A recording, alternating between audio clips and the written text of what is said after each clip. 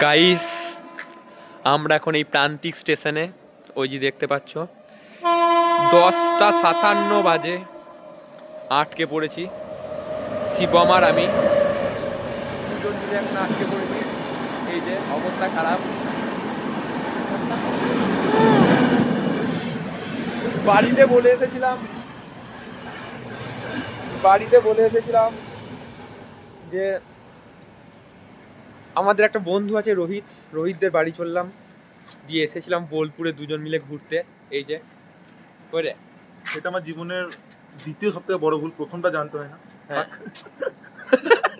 তো এখানে এসে আমরা এমন ফেসে গিয়েছি, 10টার সময় যে ট্রেন পৌঁছানোর কথা সেই ট্রেন এখন 1 ঘন্টা লেট। হ্যাঁ, বাড়ি থেকে বারবার ফোন আসছে। হ্যাঁ, ভয়ে কিছু বলতেও পারছি না। এখন বন্ধু আছে, সেই বন্ধু বাড়িতে এখন খাচ্ছি বলছে। তো অবস্থা চরম খারাপ।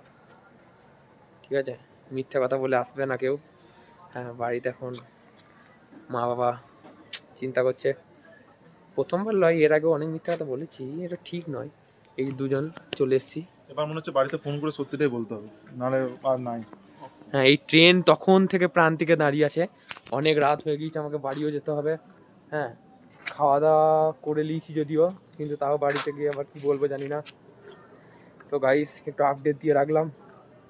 ঠিক আছে, খুব ঠান্ডা, ট্রেন এখন দাঁড়িয়ে, কি হবে দেখা যাক। 10টা 58 বেজে গেল।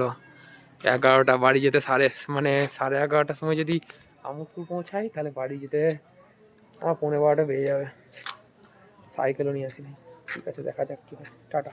এখন 11টা 20 না 22। 3 পাহাড় আমাদের জীবনে শেষ করে দিয়েছিল, আবার যেটুকু বাকি ছিল হ্যাঁ, এই ডিএমও শেষ করে দিল।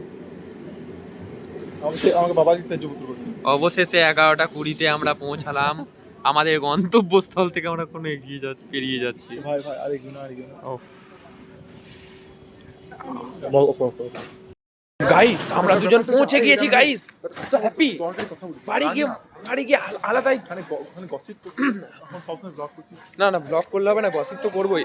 তার আগে আমাদের ব্লগে বন্ধুদেরকে জানিয়ে দিই। Tata, bye bye. দেখ তো টোটো tata tata tata tata tata. তো আবার কি গায়ে দিয়ে আসবি গা?